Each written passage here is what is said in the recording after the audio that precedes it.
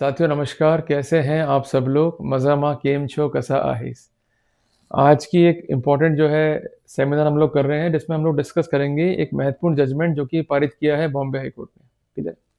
और अगर आप नहीं आ पा रहे हैं लाइव में, कोई दिक्कत नहीं है, हर शनिवार लाइव होता है। सूचना जो है आपको मिलती है मदद सेवा में, जाकर आप वहाँ पर ले सकते हैं।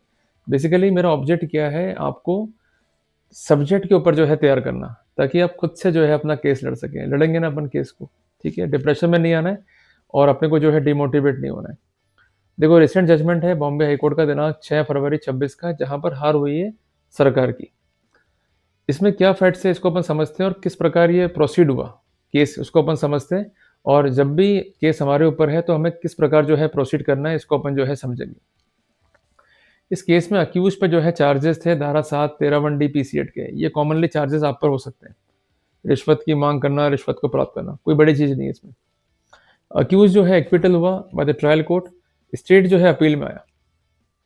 कहना यह था स्टेट का कि अक्यूज ने डिमांड भी किया और जो ब्राइब था उसको एक्सेप्ट भी किया। क्लियर हो गया?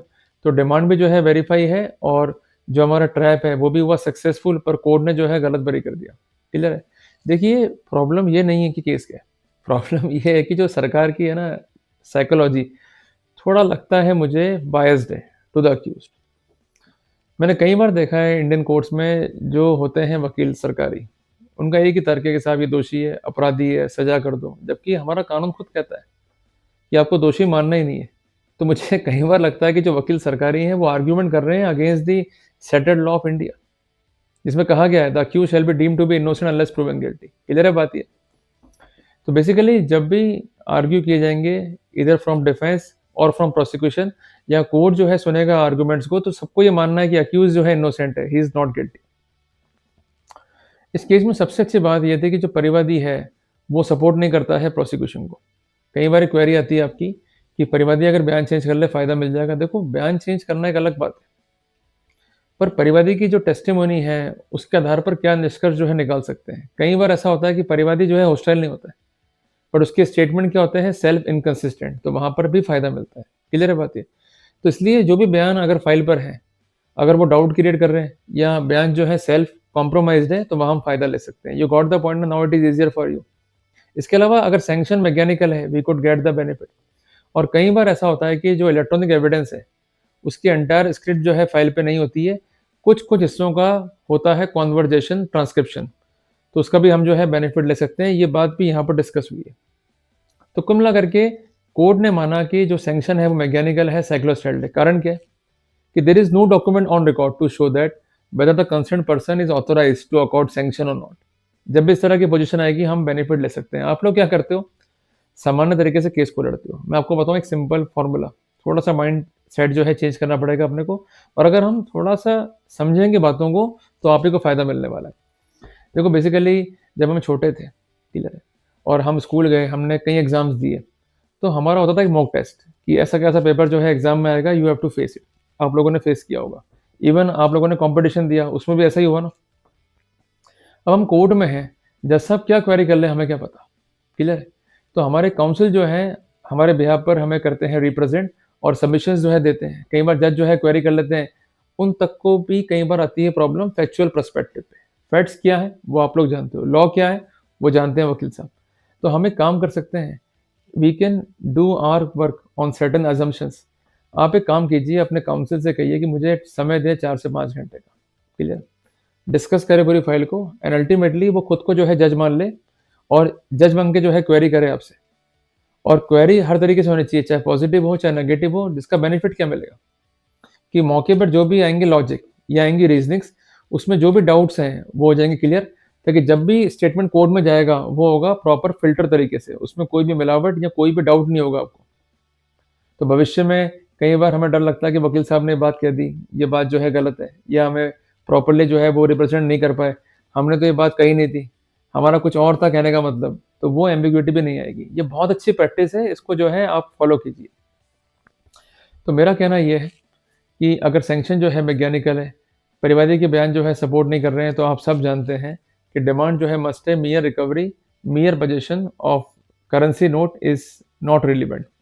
जहाँ कंप्लेनेंट जो है हॉस्टाइल है, उसके बयान जो है सेल्फ इनकंसिस्टेंट है, तो वहाँ पर फ़ायदा जो है अपन ले सकते हैं। अब कई बार क्वेरी आती है आपकी कि साहब हमारी थ्योरी जो है उधार की है, इसको जो है कैसे प्रूव करें? मैं एक बात कहूँ, कोर्ट खुद आपकी हेल्प कर देगा इस बात पे तो। देखो, उधार का लेन-देन क्या है? एक सिविल डिस्प्यूट, और सिविल डिस्प्यूट का पावर किसके पास में है? कंसर्न सिविल कोर्ट के पास में।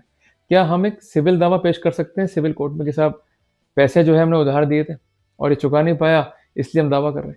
देखिए, ओरल एग्रीमेंट भी जो है चल जाएगा, कौन-सी बड़ी बात है? और गवाह जो है अगर आप पेश करेंगे, कोर्ट को जो है आप सारी बात सबमिट करेंगे तो फ़ायदा मिल जाएगा। इसका बेनिफिट क्या है? अगर सिविल कोर्ट डिक्री कर दिया आपके पक्ष में कि हाँ, वास्तव में लेन-देन का मामला है, तो सिविल कोर्ट की जो डिक्री है, वो रिलेवेंट भी है, और जो ये कंसर्न कोर्ट है एंटी करप्शन का, वो इसे कंसीडर भी करेगा। क्लियर है बात ये? इसलिए जब भी डिफेंस आप लेते हो ना, तो बहुत सोच समझ के लो, ताकि हमें दिक्कत नहीं हो, और खासकर डिफेंस है उधार के, तो उसके लिए क्या रास्ता है, ये मैंने आपको स्पष्ट कर दिया। इस केस में कुछ बातें और भी महत्वपूर्ण थी, जैसा कि जो कंसर्न कांस्टेबल था पुलिस का, उसने ही ट्रांसक्रिप्शन कर दिया। जबकि हम सब जानते हैं धारा 17 पीसी एक्ट में ट्रांसक्रिप्शन कौन कर पाएगा? जो आईओ है, और अमूमन ऐसा ही होता है। तलाशी भी ले रहा है कांस्टेबल, पाउडर लगा रहा है कांस्टेबल, सब काम कांस्टेबल ही कर रहा है। तो मुझे लगता है कि constable should be the IO of the case. इसी को कर दो, बना दो एसएचओ किसी थाने के अंदर। बड़ा कमाल हो गया। मतलब कैसे खेलते हैं एक आदमी की लाइफ और लिबर्टी से, कोई सीखे इनसे। और बहुत महत्वपूर्ण स्थिति है हमारे देश के संविधान में किसी की लाइफ और लिबर्टी।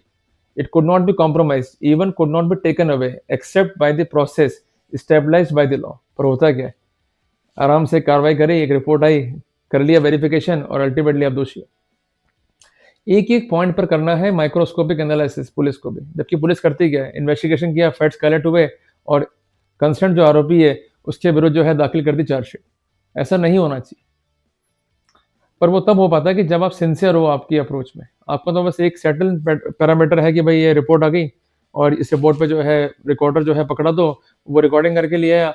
अब रिकॉर्डिंग में कई बातें ऐसी होती हैं जो रिलेवेंट नहीं है, या कई बातें ऐसे हैं जिससे हमें फ़ायदा मिल सकता है। तो ये लोग करते क्या हैं? उसी पार्ट को उठाते हैं जिससे इनको फ़ायदा मिल जाए। मुझे लगता है कि एंटी करप्शन ब्यूरो भी फॉलो करता है 80-20 प्रिंसिपल ऑफ इकोनॉमिक्स, कि जो बातें काम की है उसको रख लो, जो बातें काम की नहीं उसको हटा दो। जबकि अलाउड नहीं है। क्लियर बात है? अगर एविडेंस कलेक्ट हुई है तो इन होल इसे जो है कोर्ट में रखना होगा। इस पर कई जजमेंट है ऑनरेबल सुप्रीम कोर्ट के। You could not withheld the evidences. और इसके अलावा इलेक्ट्रॉनिक एविडेंस कहाँ पर रही? चेन ऑफ कस्टडी क्या एविडेंस की, ये इंपॉर्टेंट है। अगर डिस्प्यूटेड है, डाउटफुल है, तो फायदा मिल जाएगा। इसके अलावा पेंडेंसी वर्क क्या है, ये इंपॉर्टेंट है। कॉम्पिटेंसी वर्क क्या इंपॉर्टेंट है। अगर आईओ बता ही नहीं पा रहा है इस बारे में, तो इन्वेस्टिगेशन कहाँ से फेल होगी? तो कुल मिला करके हमें डाउट तो क्रिएट करना ही है, पर हमारा स्पष्टीकरण कैसा होगा? प्लॉजिबल। अगर आपका स्पष्टीकरण प्लॉजिबल है, आप सस्पेक्ट जो है क्रिएट कर पा रहे हैं, जो एविडेंसेस हैं उन्हें कॉम्प्रोमाइज कर पा रहे हैं, then you could get the benefit. Clear हो गया अपने को?